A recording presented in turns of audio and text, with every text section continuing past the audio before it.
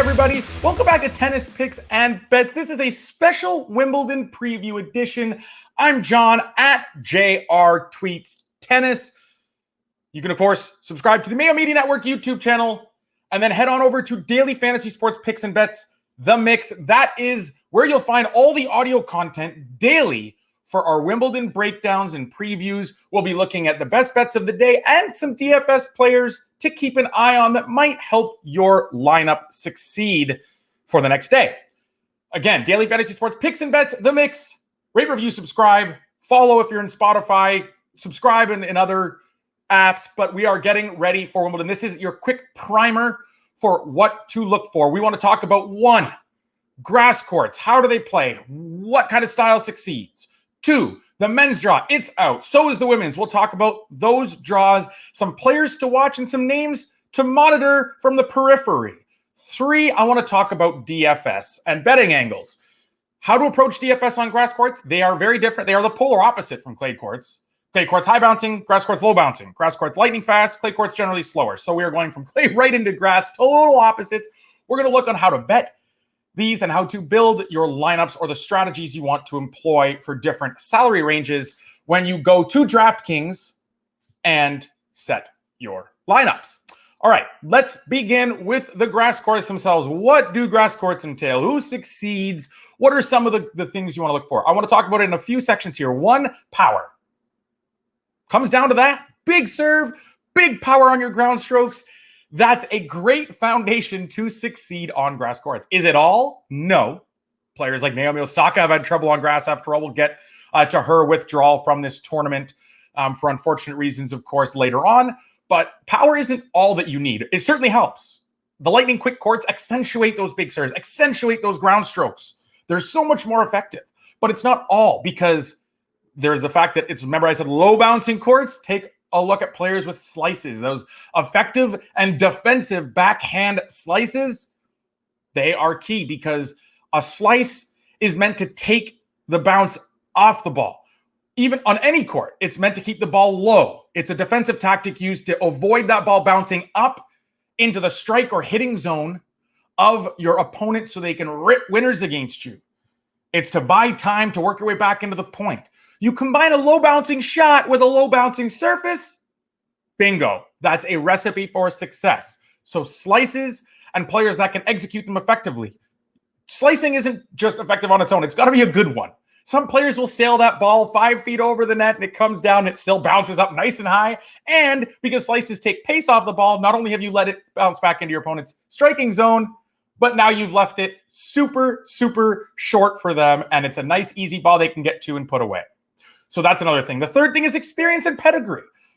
It's important on every surface, but more so on a surface that only plays a few weeks a year, right? So if you've had success in the past, you know how to move. It is a slick surface. It is tough to move. We saw a veteran, David Goffin, who's played on grass for years. He's out of this tournament because he took a spill in his lead-in tournament a week ago.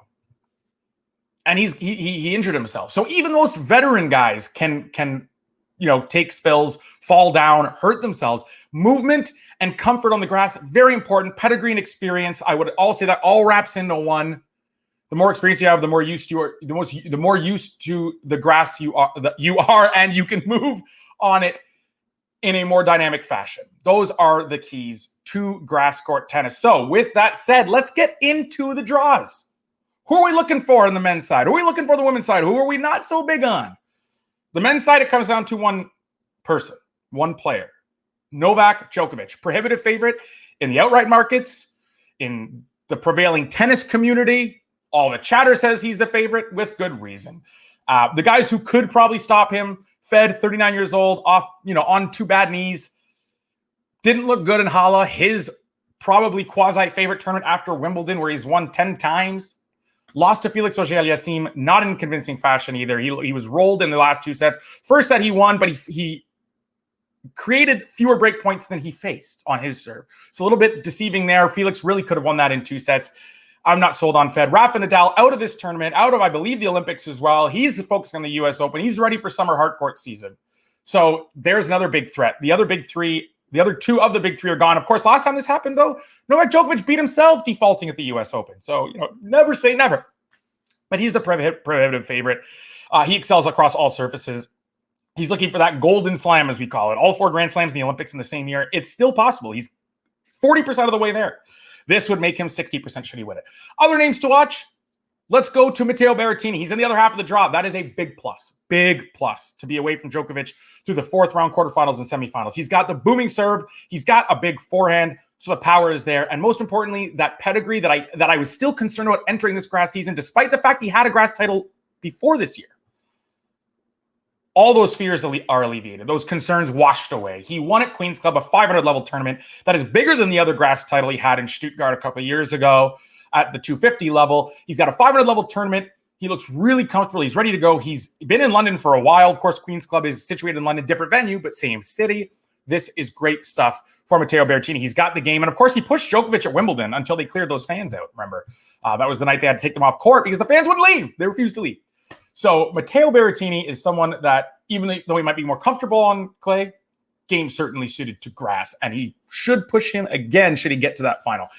The other names that everyone wants to talk about, Stefanos Tsitsipas, Andrei Rublev, Daniil Medvedev, right? These are the guys that used to be the next gen, I say in air quotes, because they're not so as young anymore. Tsitsipas still is, but the others not so much. These guys I'm not sold on grass yet. Tsitsipas hasn't played, I don't believe. He lost his grandmother right before the French Open final. Heartbreaking stuff. He lost a heartbreaking French Open final. Don't think he's played on grass, and he's never really been a good returner. And for me, that disqualifies you from the conversation, even though it's a serve-oriented surface. If you're forcing yourself into a ton of tie breaks, eventually that tie break luck runs out. It is a heavy, as we mentioned earlier, kind of variance-oriented situation, those tie breaks. They can go any way, and if you screw up once or twice in a match, it could cost you. Andrei Rublev, again, not sold on just yet on return or the movement, just not as comfortable. He likes quicker surfaces. That will be a plus for him. But I'm not sure he should be in that top tier with Djokovic or second tier at Berrettini. Third, Daniil Medvedev, he's got the game. He likes the low bouncing ball. He's got the big serve. He's got the big frame. He actually moves decently for a guy his height. But on the grass, that slick surface, that slippery surface has messed with him a bit. He was really frustrated in his loss against Jan-Lennard Struff and Halle. Even this week, he has not looked great. He's looked shaky a lot of the times in Mallorca at a smaller event leading into Wimbledon. So do I think he's probably the guy I would say is closest to Berrettini, but I still don't think he's quite in that contender category just yet. And of course, Roger Federer, I've mentioned earlier, not sold on it. Didn't look great in Halle. Knees, age, everything is kind of compounding against him in this spot. As for dark horses, 2 guys to watch for, 2 relatively young guys. Hugo Humbert, the Frenchman, won in Halle. Incredible lefty serve. Big booming serve, laser-like forehand. I want to specifically reference his match against Alex Zverev, where he was able to rip laser beams with that forehand, especially cross-court. He flattens it out. That's going to be key. He's got power. That's key. And that lefty ability, that fact that he's a lefty, is key as well, because if you can serve out wide with that big left-handed serve and target righties' backhands, that's going to be really tough for righties to return when it's a big serve on a fast surface. It becomes really tough on the weaker side for most players. That is key. Felix Auger-Aliassime, the other dark horse I want to talk about. The Montrealer, the young Canadian, has made multiple finals on grass already in his career. He's not even 21 years old. Most young players struggle with the movement on this surface. Not him. He's got a big booming serve, big booming ground strokes from the baseline. And again, for his frame, he can move really well. And the experience is already there at 20 years old. Like I said, 2 finals across multiple years already on this surface that is barely played upon. Watch for Felix. Want to head over to the women's side, the prohibitive favorites, or the favorites I would consider, all red flags. Serena looks like she's lost a few steps. That's less relevant here than it was on clay, right? Because movement here isn't as important. She's got the comfort. She knows how slick grass is. That's not the concern. She can keep points shorter with her power and the greatest serve in women's tennis history, right? But again, if those rallies get extended, if she has a low first serve percentage day and she relies on the second serve a lot, I'm not convinced that she is infallible. I think that this is her best chance at that 24th Grand Slam or major title. I'm not concerned that she is a favorite to do it here, though, regardless of what the markets say. Second, Garbiñe Muguruza has success at Wimbledon in her past. She's 5'10", moves extremely well for it. She can defend. Of course, she's got a huge game. All the attributes I'm looking for. I would have had an outright on her if it weren't for the fact that she came back from injury. And at the French Open, Didn't look good against Kostyuk. Looked great in one of these grass lead-in tournaments one day. The next day came back heavily taped on that upper thigh and was bounced by Alizé, I believe Alizé Cornet, who is not exactly the most prominent player that should be ousting Garbiñe Muguruza. Injury concerns. Ashley Barty, big serve, check. Big forehead, check. Nasty slice, probably the best on the women's tour, check. Wimbledon title to her name? Not so much. Odd that Ash Barty has not yet won Wimbledon, but she's still so young. We look at her winning the French a few years back, and so we assume she's like mid or late 20s. She's still really young. She's got time, but she hasn't played in a long time. I don't ever consider people coming off long layoffs and jumping right into a major tournament like Wimbledon favorites. The same goes for Simona Halep. Opposite kind of effect. Not a power game, but she's great on all surfaces because she defends so well, counter punches well, and she can actually generate a bit of pace on her own. People think she's a pusher. She's not. But again, she's had success here as well. That's another big key. But again, not having played in a while puts me off of it. So who to watch? If we're talking about names that we like but we don't think are going to do well, who are we looking for to succeed? One, Coco Gauff, at the age of 15, through qualies, didn't lose a set. Those are qualifiers, sorry. Through qualification, didn't lose a set. Beats Venus Williams, a plus 300 or better underdog. First round, straight sets. Beats a grass court specialist, Magdalena Rybarakova, straight sets. Beats Polona Hertzog, 3 sets. Then loses in the 4th round of Simona Halep, one of the top 3 women in the game at that time, and probably when she's healthy now even. Now she's a couple years older, Coco. Her serve, her second serve is not nearly as vulnerable. She doesn't hit as many double faults. She's cleaned up the forehand errors. She's got a laser-like flat backhand. And if she was winning free points on clay with her serve, what's it going to do on grass? She's been to this stage before. She won't be overcome by the grand stage of Wimbledon. She did it at 15, 17, piece of cake. I'm just talking in terms of the mental approach. I think she'll be fine. Someone to watch. Jo Konta. Johanna Konta, the Brit. She will have the crowd on her side, obviously. They love supporting their Brits. They also put a massive amount of pressure on them. But after Andy Murray finally broke through and won Wimbledon, I think that has subsided a bit. But Jo Konta has a title on grass this year. The form wasn't great. She corrected it on grass, got her title, got her play-in week done. Then you talk about the fact that she's been here deep into the second week before. That's a plus. She knows how these courts play. The Brits all have a ton of experience growing up on these courts at Roehampton, which is, I think, a national tennis facility and where qualifiers are held. That's why you see so many young Brits succeeding when they get these wild cards, because they have played on grass before. They're used to the surface, the low bounce. They know how to move on it. A lot of things I like about Jo's game. She's got a big enough game that she's not going to be blown off the court. She's got experience. She's made it deep here before, and she's got a title on grass this season. The third name is Maria Sakkari. Want to talk about Maria because she's had great success this year. She's probably been a top 10 player in terms of form just this season. Not necessarily in the rankings because of the points freezes and all that, different situation. But she's been great this year across surfaces. She went to the semis, lost in heartbreaking fashion at Roland Garros, of course. But her serve has improved every year for the last few years. She's won more and more points behind her first serve than she ever has before. That's huge. You put her on grass now, very confident that that will correlate to success here. She can defend well. She's the most fit player on tour, so 7 matches in 2 weeks should not be a concern for her. Not a red flag. And of course, she can generate her own pace. She doesn't get enough credit for it. Her forehand is big. She can really hit when someone leaves a ball short. She can punish them for mistakes. That's also key on the quick surfaces that will allow you to hit more winners with that power. Okay, there aren't really dark horses on this side on the women's draw, just because everyone is kind of a dark horse, if that makes any sense. The women's slams have been like this for a while. Anyone can win on any given week. Of course, you have I think 2 players outside the top 30 played for the Roland Garros title just about a month ago, or just under a month ago. So that tells you all you need to know.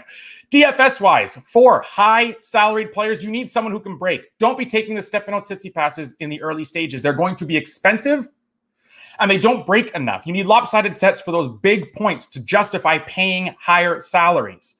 Right? You need someone who's going to be able to serve, going to be able to get you those aces, but you want those games won, games lost, and sets won, sets lost. You want that straight sets bonus. You want lopsided sets. You want more breaks. Those are bonus points. So you need someone who can return as well as serve, okay? The pick'ems, look for experience. First of all, look for players who shouldn't be a pick'em.